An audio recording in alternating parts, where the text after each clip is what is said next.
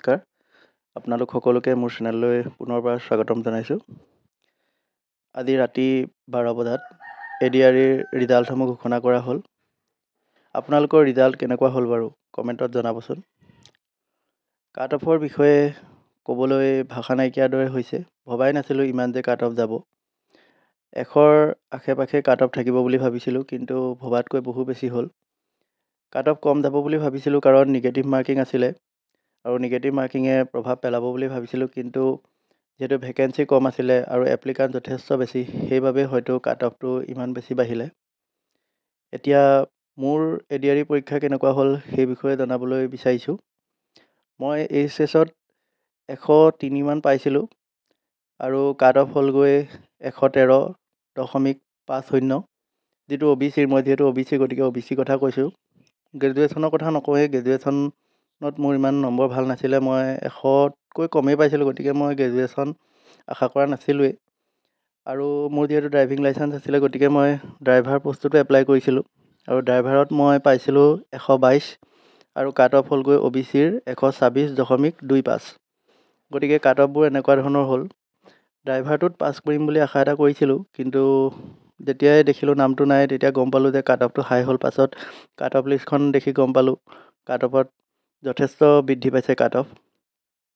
এতিয়া যথেষ্ট বেয়া লাগিছে মনটো, হ'লেও উপায় নাই। মনটো বেয়া কৰি থাকিতো লাভ নাই। আমি তেনেকৈ আকৌ আমাৰ নিজৰ লক্ষ্যত আগুৱাই যাব লাগিব।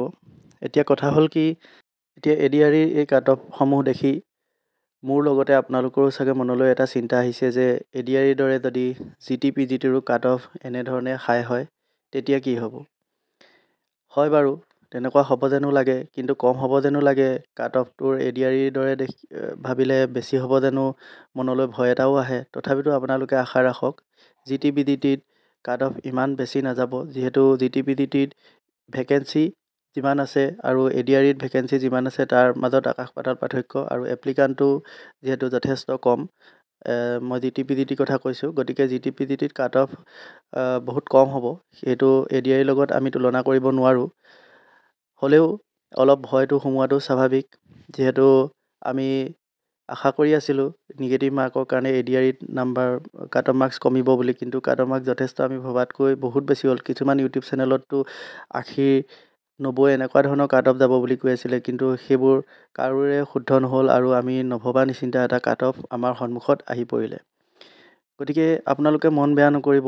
এতিয়া আপোনালোকে এইকেইদিনত আপোনালোকৰ যিবোৰ অনাগত পৰীক্ষা যদি আছে, কিবা DME হওক বা অন্যান্য কিবাকিবি পৰীক্ষা যদি আপোনালোকে এপ্লাই কৰি থৈছিলে, সেইবোৰত আপোনালোকে মনোনিৱেশ কৰক, সেইবোৰৰ প্ৰিপেৰেশ্যন কৰক। যদি আপোনালোকে ঘৰতে বহি এনেই কাট অফ ভিডিঅ' চাই থাকে বা কিবাকিবি চাৰ্চ কৰি থাকে বা একো কাম নকৰি ADREটো বেয়া হ'ল সেইবুলি মনতে দুখ কৰি পেলাই যদি ঘৰতে বহি থাকে, তেতিয়াহ'লে মনটো আৰু বেয়া হৈ যাব। মনটো আপোনালোকৰ অস্থিৰ হৈ পৰিব একেবাৰে। গতিকে আপোনালোকে নিজকে কিবা এটা কামত নিয়োগ কৰক। যদি আপোনালোকৰ কিবা হবি আছে, হবিত আপোনালোকে নিজকে ব্যস্ত ৰাখক, বা যদি কিবা পৰীক্ষা দিম বুলি ভাবিছিলে, ভালকৈ প্ৰিপেৰেশ্যন কৰক, যাতে আপোনালোকে এই কথাবোৰ পাহৰি থাকে আৰু আপোনালোকৰ মনত এটা নতুন এটা লক্ষ্য যাতে আপোনালোকৰ আগত থাকে। যদি আপোনালোকে লক্ষ্যহীনভাৱে এইকেইদিন পাৰ কৰিব বিচাৰে, তেনেহ'লে আপোনালোকৰ মনটো একদম অস্থিৰ হৈ যাব, একোতে মন নবহিব।